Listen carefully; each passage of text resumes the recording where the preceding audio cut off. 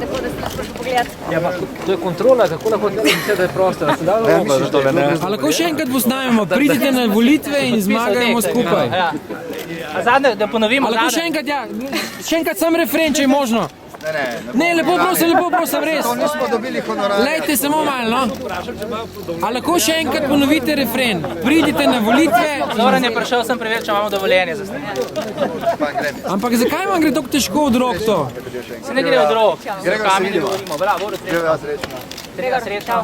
Hvala lepa. Tako za eno izjavo vse, pravzaprav.